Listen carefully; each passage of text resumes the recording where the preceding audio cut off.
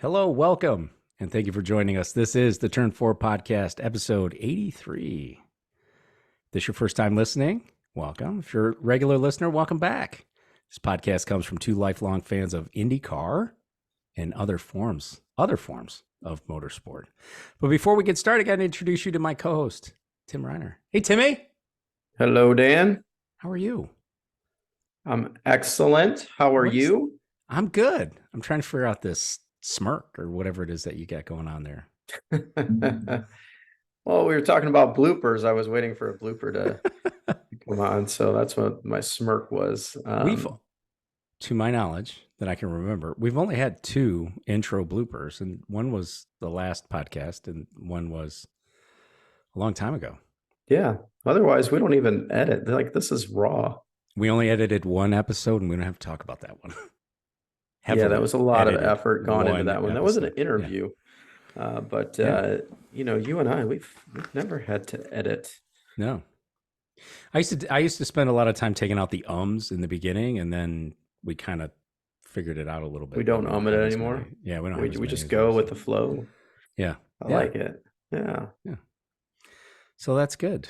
It's good to see you. It's dark. It's cold now. Oh my goodness. Long sleeve shirt for you. Long sleeve shirt for me. Yeah, it's ridiculous. Like, I'm not ready for winter yet, or fall, or whatever you want to call it, but it's turned cold. Yes, it has.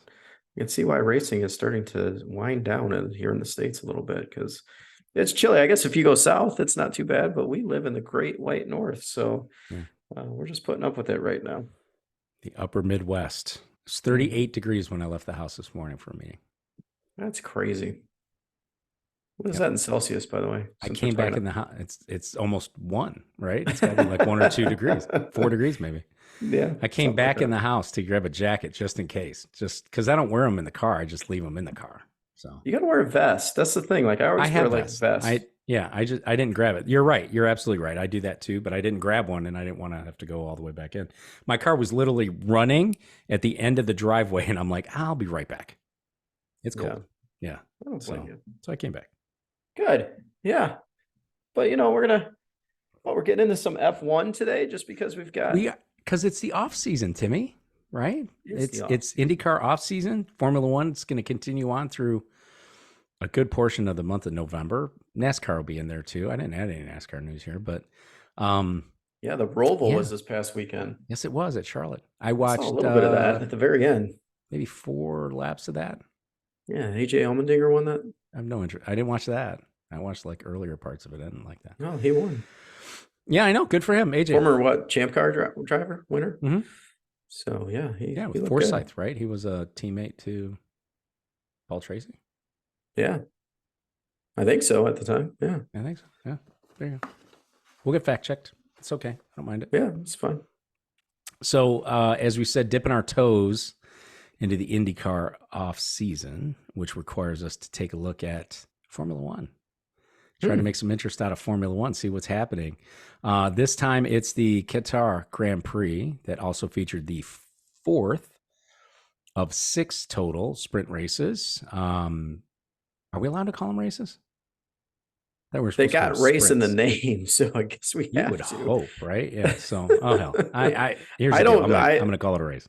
Personally, I don't qualify it as a race, but it does say they do call them sprint races, so I guess they are a race. I don't know. I guess so. Doesn't do a lot for me. Hey, before we get into all that, Timmy, talk to me about track limits. I'm calling this episode the F1 Track Limited Qatar Grand Prix, episode 83, because there's a lot of track limits happening here. Yeah, that seems to be at every Formula One race. I think there's way too much runoff. If there's not a wall, right? It's issues with track limits. Mm-hmm. Always. And everybody's going to push the limit, right? Because you want to be as quick as possible. You want to make that line as straight as you can. So you're going to go over the limit, and they're going to hand out penalties, which I think they handed out quite a few throughout the entire weekend. I don't mind having track limits, but I'd rather have areas you'd rather not run on than have to enforce track limits. You know what I mean? So have rumble strips that are really, really difficult that makes no sense to go over. So if you do that, I think it sort of would limit the number of track limit times. Since it is the limited podcast today. I don't know what the answer here is. Obviously, the rumble strips in this particular course caused some problems. We'll talk about that, but I don't know. I don't know what the issue. It's funny you brought up the Roval. I wasn't even going to talk about the Roval, but when there's a see those curves? Section in the infield where they're racing on the apron, which is almost the width of the car. Oh yeah, outside before going into another right-hander, right? Yep. So they weren't even on the track limits. They weren't even on the track. So, and it was just part of the line, right? It was the race. And my line. son's yelling track limits. I'm like, there are no track limits in NASCAR. Like, right? Yeah. It's fine. Race wherever you can. Yeah. And then they had the other part of that is they had some walls that were right along the track, so you're not going to go over the track limits because you're going to hit the wall. And then the other thing is that the curbs were serious curbs. When you hit the curb, it was like hitting a jump. The car was on two wheels. Yes. That race was dumb. I did not enjoy watching that at all. I just I tuned in for a few laps, watched all that, and I was like, okay, let's move on. See how much like the last 10 or so, kind of when I tuned in, I was like, oh, there's a race on. You had to have a break between football. Yeah. I'd rather watch just a full-on oval race in NASCAR. I would rather watch them on Charlotte Motor Speedway, which I think is a better race. So for those cars. Of course, when there's track limits in Formula One, not in the Roval, when there's track limits in Formula One, especially in qualifying, they do erase your lap time. And then you got to make another run at it. During the race, you have a couple of opportunities to kind of get it right. But if you don't get it right, they give you a 5-second penalty. And that's what happened a lot. I think it was 4 times, right? You had to be called under the carpet 4 times. You did that, you get your 5 seconds. Then you get your flag. Yep. Let's set aside some of the other issues we've discussed in Formula One. We're going to discuss a little bit today, but we've discussed in the past. But to you, Tim, does this hurt the entertainment value of Formula One races? I'm not sure there's a whole lot of entertainment to go with Formula One to begin with. So does it hurt? I think the fan has to keep up with what's going on. And if you're at the track, I don't know how you keep up with it, right? So that would be the difficult part as a fan and being at the track and trying to understand who's where and what's going on. I think it hurts. I think you just make it very difficult for people to exceed track limits, if you want to call it that.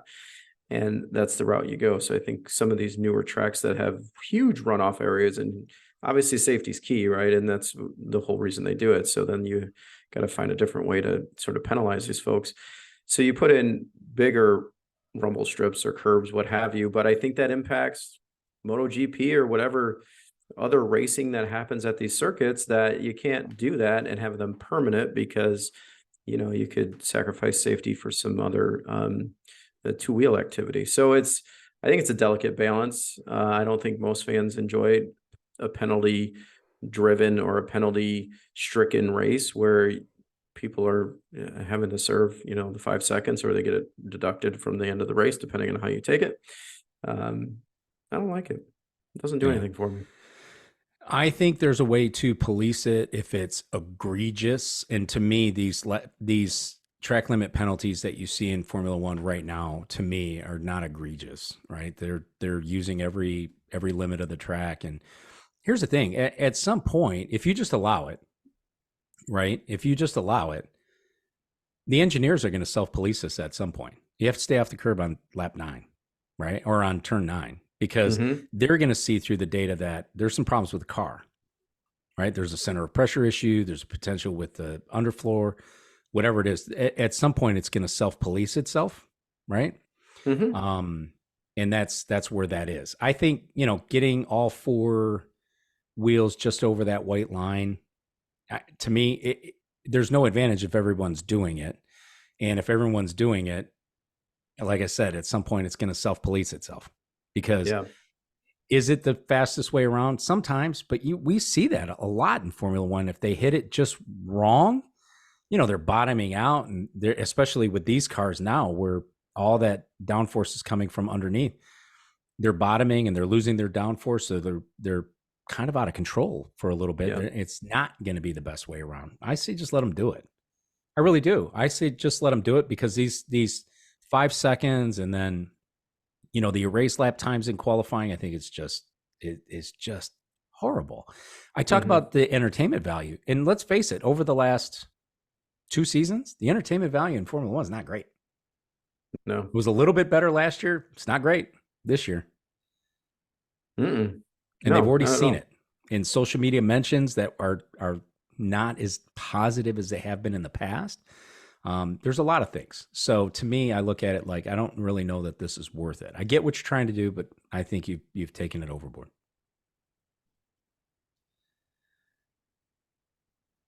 Tire issues, by the way, track limits on this Yeah. deal. Tire issues would necessitate a lot of change in managing this race, both in the sprint, and then even more tire management happening in the race. And we'll talk about that a little bit later.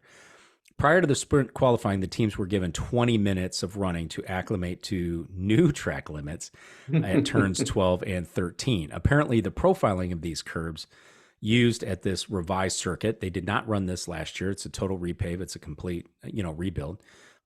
Was causing some structural issues with the Pirelli tires. That same issue would carry into the race. Essentially, what we were told, and what we've heard since the race, is that this size of this rumble strip, and that's what I'm going to call it, but the size of this rumble strip, the speed at which the cars are traveling, and the length of time the cars are traveling along the strips, were causing some structural issues with the Pirelli tires. So going into the sprint, they wanted to change them running on turns 12 and 3 on those strips in 12 and 3. So the teams were given an opportunity to go out there. McLaren locks out the front row. We have more track limit issues in qualifying for that. McLaren locks out the front row for the sprint with Max Verstappen starting in third. Max only needed to start in sixth to or better to win this championship during the sprint race. The sprint was marred by several safety car periods, which I kind of thought was going to bleed itself into the race, but it was a cleaner race other than lap 1, turn 1. Mm-hmm. But, the eventual finish that saw Oscar Piastri win his first ever F1 race. He won his first ever F1 race, but not his first ever F1 Grand Prix, right? So he won his first race. Piastri was followed by Max Verstappen in second and Lando Norris in third place. Safety car periods definitely helped this finish, I believe for sure. And it led me to text you. I also text our friend Gacker, but I text you. It makes me feel like McLaren is the second best car or I'm going to call it the car, second best car in Formula One at this moment. You agree with that? When you sent me the text, I was kind of scratching my head a little bit, thinking there's no way. But you weren't watching the race when I sent it to you, so you didn't know the context at which I was. Yeah, you're right. I wasn't. Yeah. I was at an amusement park with one of my kids. But having watched Sunday's Grand Prix and not the sprint race, we got to get this right. So I watched the Grand Prix, and they were strong. So, and they've been strong, I believe, several races in a row here. They've been doing well. I think I have to agree. Initially, I was going to disagree on this notion when I was sitting at the amusement park, but having seen Sunday's Grand Prix, I was kind of like, yeah, they seem like they have it together. As you mentioned, Piastri wins the sprint, and Lando is not too far behind in either event. So they're looking good. I'm quite surprised by it myself. I was not expecting that. I was expecting Mercedes to come along and be that second sort of car that is very strong, and they haven't really shown what they can do. And they showed it a little bit, I guess, in qualifying. They were starting up front, but took each other out. So yeah, after all that rambling, I have to agree with you, Dan. I think as it stands right now, I believe it's Red Bull, McLaren, Ferrari, and Mercedes. I could probably take interchangeably at this point, right? Depending on the circuit, depending on what's happening there. And I believe Aston Martin has really fallen way off, especially after their early season resurgence. I mean, in the very early part of this season, I think to me it was clear I felt like they were going to win a race this season with Fernando Alonso, because I think they're only a one-car team. We'll talk about that later. Yeah. Too. So I was looking for Gacker's response, but I can't get to it, and I don't want to hold up the show. But so you were convinced otherwise that wasn't going to be the case, but you feel so now. I think they are now, but if you looked at the Constructors' Championship, they're not, right? No, but they had way that down. miserable first part of the season, and they have had an unprecedented change, right, with the car, like a total philosophy change mid-season, really bringing a lot of major upgrades that have turned this thing around, which makes me kind of scratch my head a little bit when I consider the cost cap. So it's like, how did they really economize in bringing that first car to the track this season and then make this huge jump mid-season?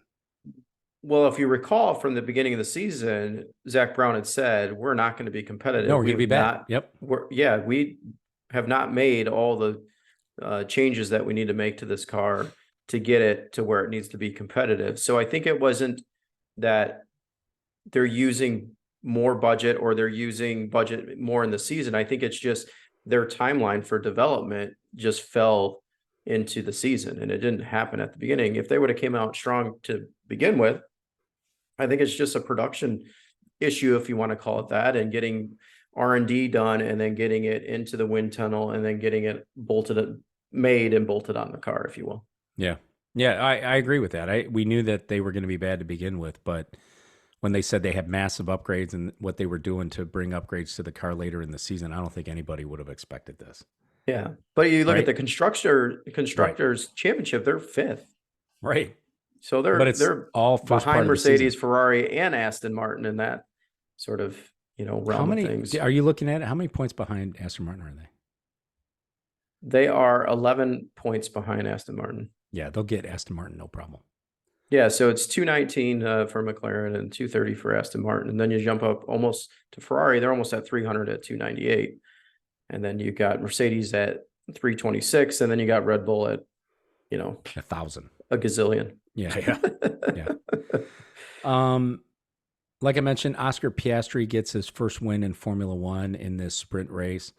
How does this win change the outlook on Lando Norris? To you, Timmy, what do you think? Lando's always mentioned as the next guy, right?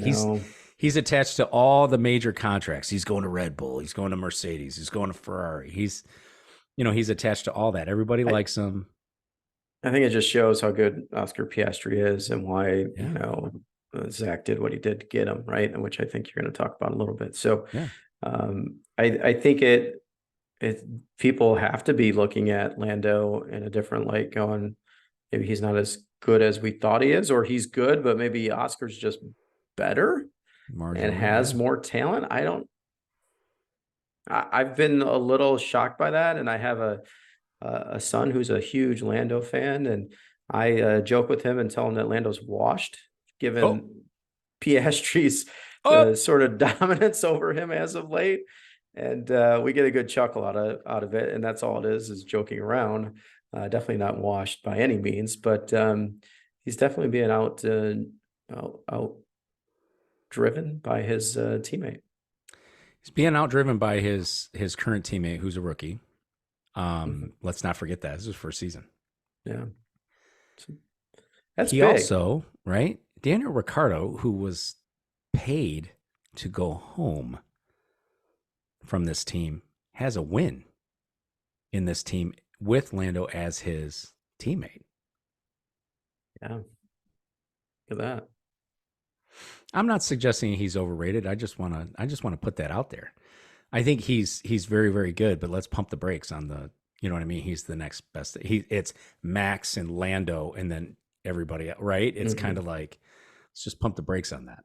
Yeah, I agree. I think they need to.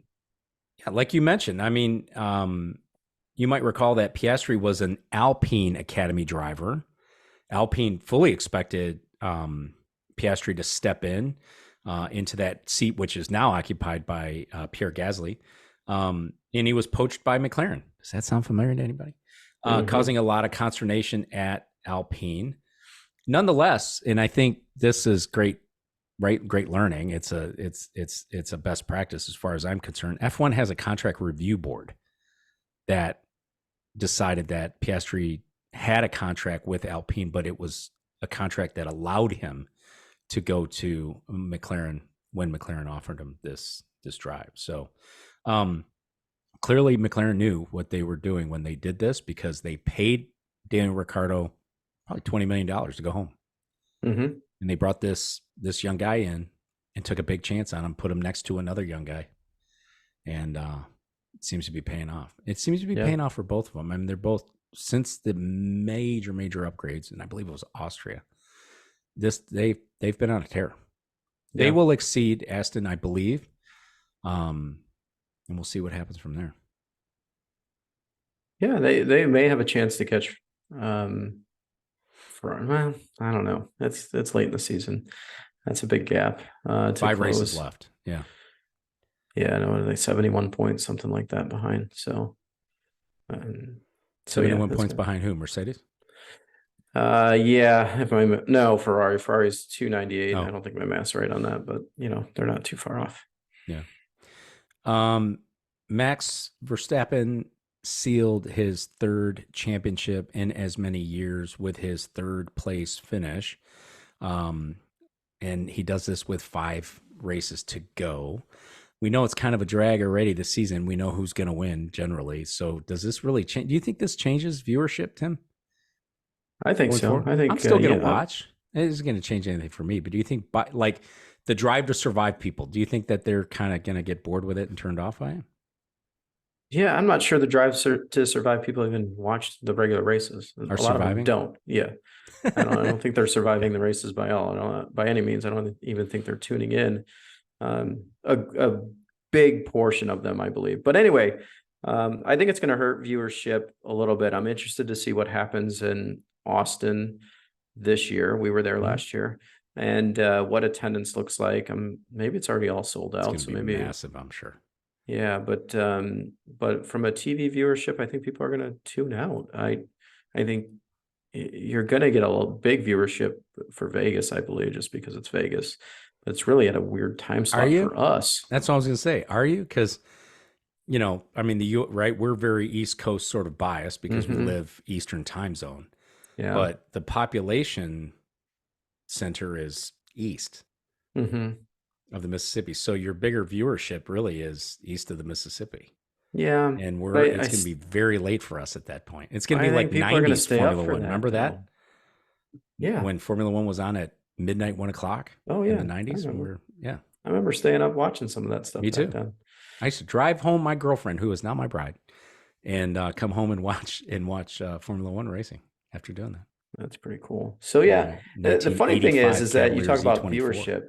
Yeah. So you talk about viewership, and I'm in a staff meeting earlier today, and one of the guys I had mentioned that he was watching the race, and I was like, oh, wow. Somebody I didn't think was a race fan. So maybe I'm off base and it's still going to be crazy. Did you plug the podcast, Tim? No, I didn't say a word about my podcast. Jeez. There's not a whole lot of people in that meeting, and I'd rather, sort of keep that off the table of some of those meetings. That's funny. On to the Grand Prix on Sunday. More tire issues necessitated, or a continuation of the tire issues necessitated an 18-lap max run on any compound.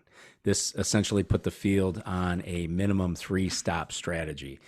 Here's the thing: you have the notes in front of you. I have the corrections in front of me.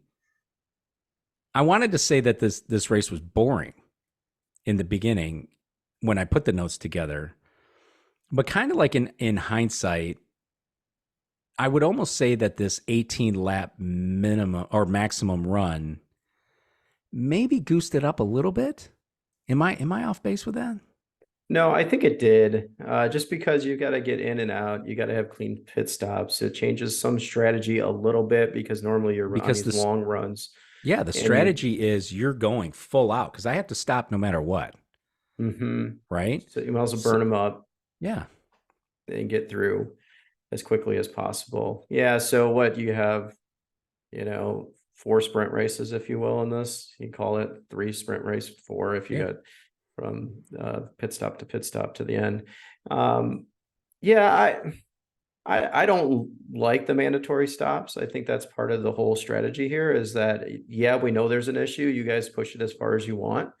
In the same sense, safety's key. So maybe you put something in there, but I don't, when I first read it and saw it, I was like, oh, this is, I don't know, how's this racing? If everybody's got to stop at a certain point. But people took some of it to their advantage. You talk about the accident on the first lap. Some people came in and did some tire changes and stuff. So it changed some of the strategy a little bit, but I think it spruced it up, even though I wasn't a fan going into it. I think it did spruce it up a little bit. It wasn't your typical, Max would have won this thing by 20 seconds easily, right? As it is right now, Max won by 5 seconds over Piastri in second place. But again, that doesn't really tell the full story because Max had to have a stop there toward the end. So if did you see the radio communication to Max saying, okay, now you can go a little faster, like let's pick up the pace? And Max was like, what? And they're like, oh, just go a little harder the next few laps. Almost like they were keeping whatever gap they wanted to keep throughout the race, which I think they've done pretty much all year. It's kind of like, we're not pushing the car fully. Let's just manage the gap, stay out of DRS, which they always seem to do, and beyond. And just let's have a comfortable lead and let's kind of go through the paces here. And Max was questioning them almost like, what do you want me to do? Yeah. He was getting comfy. Like, yeah. Like I'm pushing as fast as I can, but you want me to go a little harder? I don't know. They always seem to be in that strategy of, just managing that gap. When you're the top team in Formula One, you have less R&D time. You have less time in the wind tunnel. You have, those types of things. You win all the money, but you have less time in the wind tunnel. So in these particular situations, they're so good, Tim. They are so good. Some of these things I imagine toward the end of these races are so far out. They can treat them like short R&D sessions. How's the car going to react under these situations? How does the car react in 100-degree temperature? How does the car react in, whatever it is? And I think some of that stuff is what they do sometimes, because they can. They're at a significant advantage over everybody else. So I think the biggest, most exciting piece of this thing was probably the biggest and most unfortunate part of this. And that was the Mercedes drivers coming together in lap 1, turn 1. Any form of motorsports, any level of motorsport, any motorsport series, the rule written in pen is always do not crash your teammate. Yeah, don't take them out. So you saw this. That happens. It does. But talk to me about this Mercedes situation, Lewis and George, lap 1, turn 1. It's totally on Lewis's hands. You can't make that move. It's lap 1, turn 1.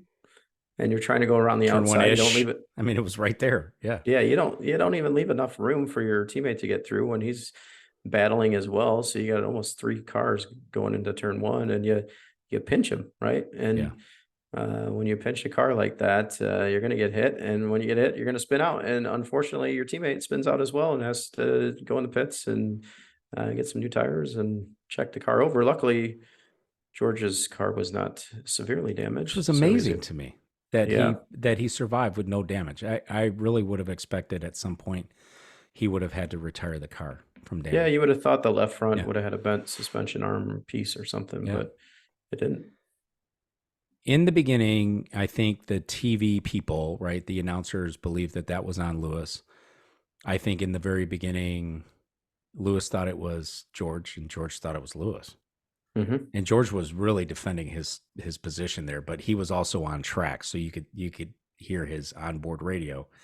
But he was really trying to defend his place. And in fact, I mean, we even had a Toto Wolff, who's not even on site, have to come over the radio and basically tell him shut up and drive. Yeah. Let's go back. And we've talked about this before, to the USGP last year. You just mentioned it. We were there last year, and they have that main center stage. They brought in every team, the drivers for every team to come in and kind of talk to the crowd. They were throwing some stuff into the crowd and taking selfies. It was and really things fun. Like that. Yeah, It was really fun. it. Do you And they did remember some who on appeared- Saturday. They did some Yeah. on Sunday, right? So you didn't see everybody every day. Like you had to be there multiple days to see the teams come through. Do you remember who appeared separately? Oh yeah. The only one clearly. team appeared separately. And that was the Mercedes team. Yeah. George came out, did his thing, and then Lewis came out and did his thing separately. Mm-hmm. So I don't know where this is with this, and maybe I'm doing 2 and 2 and coming up with like 5 and an 1/8. But they appeared separately. Tim, are these guys good teammates, or are they just straight up rivals? I think they're good teammates. I don't think they're straight up rivals. I think they, to some extent, complement each other. I think to some extent they work together and they keep going. And I think you have to, like, you're going to be competitive with your teammate, but I don't think there's bad blood between the two. And maybe I'm way off base. Maybe I haven't seen enough to sort of warrant that. I think Lewis has his own aura about him. That is for sure. He is like I don't want to say out of this world, like just on another level when it comes to popularity, just who he is as a person and what he represents. And he's popular with 2/3 of the people in this house. Yeah, well, there you have it. Like he's got good reach. He's got very good reach, and he's knighted, right? So he's like a sir. So and not that it has anything to do with the dynamics of the team. I think when it comes down to it, I think they do work together. It may not outwardly show that. And to your point, when we were in Austin, they came out separately, but that doesn't. I think they work fine together, in my opinion. Otherwise, you wouldn't keep them both on the roster. You'd switch things up, and they're both on the roster. Right. I think you're wrong, but nonetheless, right. I think that part of this has been coming, right? This has been coming for a while. And in Japan at the Japanese Grand Prix, they were racing each other pretty hard, side by side. They were lucky to get away with what they got away with. Lewis, I think, was trying to steal a lead lap or something because he was on the soft tires and he saw an opportunity while, George was fighting with Max into this thing, and it just didn't work for him, right? Didn't run out of talent. The man's supremely talented. He ran out of room, ran out of grip, and it was just ill-advised. You can lose these things on the first lap. You can't win them. And he wasn't going to win this race anyway. So, maybe he was out to be his teammate for sure. Oh, absolutely. That's what was going on there. But what happened there is it backfired on him. Yeah. Bit him in the rear end. Yeah. And I think going into that, I think the corners are wide. The track's super wide. Let's just face it. When you look at that car on the track, you can put 6 wide going down the straightaway, in my opinion. And it's maybe 5, maybe 4. So I think it invites you to make moves like that, thinking you can pull them off. And I think at the same time, team orders don't take each other out. You think your teammate's going to back off a little bit because you're pinching him, right? You think he's going to, and he doesn't. And you come over and slide into him, and it's not how that works. There you have it. Yeah, not how that works. I'm not a fan, as you know, I'm not a Lewis Hamilton fan. I'm not a George Russell George fan either. I'm not a hater for either one of them. I'm just not a fan. But I just don't see this situation at Mercedes getting any better between either one of them. I really don't. I think it might calm down. It'll be fine in Austin, but the next time that they get and they're racing side by side with each other, nobody's going to give an inch. It's going to take team orders in that moment to prevent something like this from happening again. Yeah, I think some of what you're seeing, though, is that the car is so bad that... Oh, absolutely. And it's a product of having a bad car. You're taking risks you normally wouldn't take. Yep, absolutely. If that car is no good in 24, God help us. Because I think it's only going to get worse. I think Lewis is very smart. He doesn't take a lot of chances. He doesn't make dumb moves or dumb mistakes. This is very contrary to his racing career and what we've come to expect out of Lewis Hamilton. Very unlike Lewis He's only done Hamilton. it like 6 times in his career. Right. Been out on the first lap, first corner. Yeah. And he's had comings together with teammates, Nico Rosberg. But if that car's bad again in 24, forget it. It's going to be big problems for these guys. Russell doesn't have a career, right? He's building a career. So he has to figure something. And I'm sure, thinks he's supremely talented as well. So he's going to make some of these moves, and he's going to do some of these things to prove why he's there. Yeah. And try to make his own mark. This is not the way to do it. And the constant whining. Oh God, out of either one of them, to be honest with you, but this revisionist history and this, oh God, just knock it off. You know what I mean? You got away with it. Just shut up. You got away with it. Lewis is out. Somebody will affix blame. Just you're chirping away, and the car doesn't help at all. Yeah. Can you imagine what Total Wolff was like at home, recovering from knee surgery, watching this happen, and he's not even there? I can only imagine. Yeah. Whatever he There's had some in his broken hand went something across the in that went house. across the living room. Yeah. Yeah. For sure. Yep. There's something broken in that house. That's for sure. Too bad he wasn't webcammed in so we could see it. I know that would have been delicious. On the flip side, McLaren, the second best team in Formula One at the moment, finished second and third. Lando seemed to suggest in the closing races that he was faster than Oscar when the team came on with 10 laps to go to tell him, we're going to finish in this order. Which I thought was weird. Didn't you? Which part? That we're going to finish in this order. With 10 laps to go, we're going to finish in this order. No, that's how Formula One works. I hate that. That's just how it is. They might be thinking that, but they don't need to tell him that 10 laps to go. Well, if he's on the horn saying, hey, I'm faster, you got to nip that. We didn't hear any of that, but I guess you do. Yeah. Was he faster? A little bit. He needed more laps to catch Oscar. And even then, you don't know what Oscar had left in the bag. So it's kind of hard to say. But team orders. that right there on that team is going to be a problem. Those two coming together won't be necessarily the issue. It's going to be a lot of that. I'm faster than him. I'm faster than him. And I don't think it's different than other teams that Ferrari, the drivers we hear that a lot at Ferrari. That are that closely matched and are, fighting for, the same position to, be the first guy. You want to be the first guy because you want to beat your teammate. You're in the same equipment.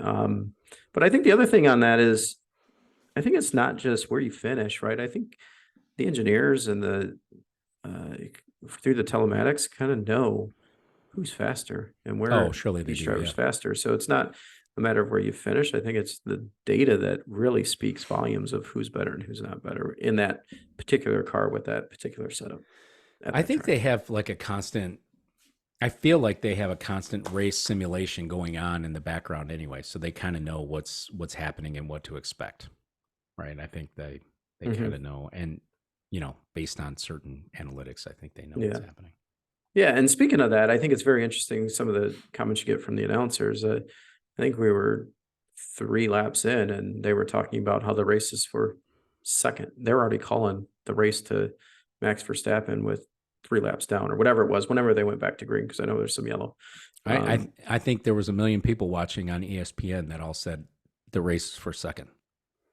I know, but that goes back to your earlier comment of, is it exciting? Is it not exciting? It's a drag, right? It's a bummer. It's a total bummer when you think about it from that perspective. The only thing that goosed this thing up was you had mandatory stops, which means this undercut, overcut, and all this other stuff wasn't going to happen. You had mandatory stops. And the more stops, the more opportunities you have something go bad. A gun could stick, wheel nut could stick. You never know what happens there. You can run over a dude, your brakes, you come in too hot and take out somebody in the pit and, game over. So, and I was just wondering about double stacking pit stops, how that was going to play out. I was like, that's going to make it interesting because as everybody knows, they don't have their own pit box. You got to pit wherever your teammate pits. You got one. And so my thought was, if it's this close and everybody's got to pit at the same time or within that certain time frame, how do you manage that and how do you bring cars in? but there was no issues. No issues. Mm-mm. Other notable situations throughout the weekend, Lance Stroll shoved his trainer after being eliminated in sprint qualifying one. He also threw his steering wheel when he was getting out of his car. Your thoughts, Timmy? Mm. I said something about somebody being washed earlier. I don't. Maybe that's where we're at here on this. So yeah, it's not, obviously he was very frustrated with his results and what he did, and even in an interview, he was very disgruntled about the whole situation. Didn't want to be there. So he's definitely. It's tough. You're in a car and you got Alonso in there, and Yeah. Alonso's really good, still really good, even at his age, which is amazing. Yes. And so a lot of people look at you and go, Freddie's still doing it. Where are you? Yeah. You need to step up your game. So Yep. I get it. It's tough. Jacques Villeneuve had less than flattering things to say about Lance Stroll in his run up to Formula One. You can check on social media for any of that. I don't have to get into that here. It was less than flattering. What I'm going to tell you is it's the owner's kid. It's the owner's kid, but his time is up. Because without looking at it, and I'm not looking at it, and I didn't look at it, but I would feel confident in telling you that 85 or 90% of the points that team has scored have all come from Fernando Alonso. Mm-hmm. And that's going to continue to be a problem in this team through the balance of this year, through next year, because Red Bull, and I know Checo's in a slump, Red Bull, Ferrari, Mercedes, and McLaren all have two drivers that are capable of scoring every weekend. Mm-hmm. Aston Martin does not. I can't argue that by any means. Carlos Sainz DNS'd. He was not able to start in the Grand Prix because they had a fuel leak on this car that they were unable to get fixed within the time frame that they needed to, so he could line up on the grid. Unfortunate for Sainz, who had a win just a couple of Grands Prix ago.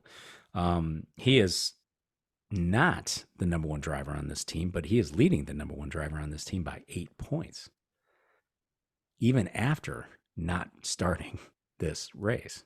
Wow. So it's going to be interesting because we do also see them talk a lot about, I'm faster than him. Is he going to let me by? Do I have to get that spot up? There's a lot of things going on there. And as it gets closer to the end of the season, you want to beat your teammate because that's the guy you're really racing. Mm-hmm. Yep. And I think that'll be a bigger deal. Are they going to come together? No, probably not. I don't think they're going to wreck each other, but I don't, I love this term. I think Leclerc is wrecky, but I don't think he's wrecky against his teammate. I think he's just wrecky, Mm-hmm. So, but we'll see how that one works out. Speaking of teammates, Perez falling apart. I hate to say that, man. That really, that kills me. He has 2 wins early this season, but nowhere to be found of late. Nowhere to be found. Of the drivers, Timmy, in the current Red Bull stable, Perez still the best option? You know who they are. Ricardo. Yeah, I think so. Sonoda, Lawson. Yeah, I think he's still the best option. I think it's tough to race alongside Verstappen, right? Like you got to be on your game and you got to be in the right mental state. And I think Perez has had some issues with that this year. But overall, if he's getting the coaching that I've heard about, it should turn into better results. And I know Horner has been, suggesting that he needs to do better, which everybody agrees that he should be doing better. But maybe he gets through his struggles and does well. The question is the best choice? I think he still is. You could argue that Ricardo could go in there, but I don't know. You got Lawson and Sonoda, right? So those are your options. Lawson's been pretty good in that car. We only have 2 samples of Ricardo since he's come back full time before breaking his hand, but Lawson's been good in that car. It's not to say he's going to be really good, or he would be as good in the Red Bull against or next to Max. I don't think he would. I don't think anybody will be. I don't think it's Ricardo. I don't think any of those guys. maybe a Piastri, maybe Lando Norris, maybe, somebody like that, maybe. But again, at car, and I will stand on this firmly. That car is built around Max's driving style. And why not? If he's a third champion or three-time champion in as many years, why not? Heat, Tim, it was hot. It was hot in Qatar. And had a lot of situations happening up and down the grid there toward the end of that race. Did you see George Russell pulling his hands off the wheel, trying to divert wind into his face down the front straight? I missed that part of it, but I did see a lot of masks opening up to get air into the face. So the face masks were up on that. A lot of drivers sick afterwards. Some drivers sick during the race inside their helmet. And obviously I've just saw that they're going to do a full analysis on the heat and what to do going forward. Now, I don't believe any of them are using cool suits, which seems to make sense to use them in a situation like that. I don't know if there was a scare with additional weight. Obviously, weight is a huge thing in Formula One, and that's why you see a lot of carbon fiber on these exposed carbon fiber on these cars. Yeah, even the paint, right? Grams. Like take it off. So I think from a rule standpoint, maybe you do something and say, you know what, you're all mandated to wear a cool suit or have a cool suit on, and if you choose to plug it in and use it, that's fine, but you need to have the weight of that. I'm assuming that's the reason you don't have them, unless there's something else that I don't know. But even Alonso saying his seat was hot, asking for pour water on me, like in the old days, like dump water. So crazy. So, it is. And I don't know if you can do that in those cars with all the electronics. I don't know you can do that level, right? But they were able to pour some water on them. But you alluded to Esteban Ocon, and he is quoted as saying lap 15, 16, he was throwing up for 2 laps inside the cockpit. And then I was like, this is quoting Ocon. It's going to be a long race. I know I tried to calm down. I tried to remember that the mental side in sport is the strongest part of your body. Managed to get it under control and finish the race. Tim, that's horrific. Right? That's horrific. It's a long time to be sitting in your own vomit. Right? Yeah. Logan Sargent. And that's early that's really early to be that ill with some yellow. Yep. Called him off. Logan Sargent called himself off the track. Albon had to be helped from the car. He couldn't get himself out of the car. And, I mean, you saw what Piastri looked like in the post race. I mean, Lando looked a little better. Max looked fine, but Piastri looked like he couldn't even sit up. He didn't want to sit up. He was laying down in that in the cool down room there before all that stuff going on. So this is tough. The FIA is going to investigate and see what they can do going forward. Average temperature in October is about 95, and the weekend saw temperatures about 110 degrees. So obviously, well above average there. And I can't imagine racing in 110 degrees because that thing is generating heat on its own. Joseph Newgarden, who generally does not do his own social media, he pays somebody to do his social media professionally. Yep. There was a tweet out of Joseph yesterday. I don't have it in front of me, but I'll paraphrase. Generally saying it would be interesting to see cockpit temperatures if they could take a look at cockpit temperature in IndyCar, which has a full enclosed cockpit with the aero screen, and then what Formula One was experiencing this past weekend too. So it would be interesting to see what that cockpit temperature is in those situations, because you got to believe, racing when they have raced at Nashville and at Iowa and things like that. I imagine that it gets very, very hot in there. Yeah. I also wonder what the physical demands are too from car to car. Yeah. Sure. You got one who has power steering, but you're pulling a lot more G's, I would say, and F1 in some of those corners, just because of the sheer speed and pace that they got. Yeah. And then the deacceleration, right? It's just huge. Yeah. Massively different, I believe, than IndyCar. Right. This race is going to move to November in 2024, so that should help the temperature situation a bit. But clearly they have to look at something. This race is definitely an outlier. I've been watching F1 a long time. I'm not saying this is the first time ever. I'm just saying this is the first time I recall seeing temperature impacting drivers and driver performance and drivers retiring from the race because of temperature. Yeah. First time I ever noticed it. So, Tim, how we doing on time? We good? We got time for a grid walk? We do. We've got a few minutes. Let's rock and roll. At long last, Andretti has been approved by the FIA for an 11th entry in Formula One. But it isn't that easy because it never is in Formula One. Andretti still needs to negotiate a commercial agreement with F1 and the teams before they can line up on the grid. A bunch of teams have already come out to sort of say, we don't really need it. Is it going to do anything for us? So they're already kind of lining up their thing. Of course, we have a recent quote from Mr. Lawrence Stroll, who gave an insightful quote, "If it ain't broke, don't fix it." So, to which I say, of course, Larry, your second driver is broke. Go fix it. Craig Hampson, who is a very successful IndyCar engineer, is leaving Arrow McLaren. No word on where he is heading, if he's headed anywhere at all. I would suggest he's might be headed toward Ganassi. Because guess what? Ganassi is losing Eric Cowden, who's an engineer this past season in that team. He is also leaving for a currently unnamed destination, which you can read as Ed Carpenter Racing. Arrow McLaren, this is the one that kind of surprises me the most. Arrow McLaren and Juncos Hollinger announced an alliance. It's not a technical alliance, though. And I don't have the press release in front of me, but it's not a technical alliance. We've been very clear about that. But I guess near I can tell is Arrow McLaren has so much sponsorship, they just need a place to park the decals because they currently cannot expand to a 4-car team because they don't have room in the shop.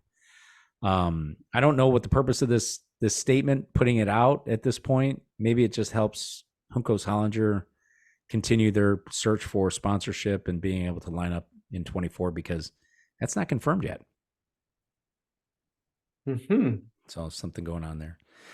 Speaking of Arrow McLaren, some new titles handed out. Tony Kanaan will now be known as sporting director. Gavin Ward, who was the team manager, is now the team principal. These are job titles commonly found in Formula One. And as if one legal action on the IndyCar grid wasn't enough, we have a second legal action as our dear friend Romain Grosjean is taking Andretti Global, formerly Andretti Autosport, to arbitration. Apparently, Tim, Andretti offered Grosjean an extension, giving him a third year with the team, but it was never countersigned after apparently Grosjean signed that agreement, came to terms with that agreement, but it was never countersigned by the team. So in Grosjean's statement, talks a lot about stuff. What I'm keying in on is, quote, he's protecting his rights. I don't really know what this means. Maybe this means he wants to ensure that he can land somewhere if he finds somewhere, right? Like he's not sidelined because he has some deal or whatever with Andretti, or he wants some compensation, or maybe both. What do you think?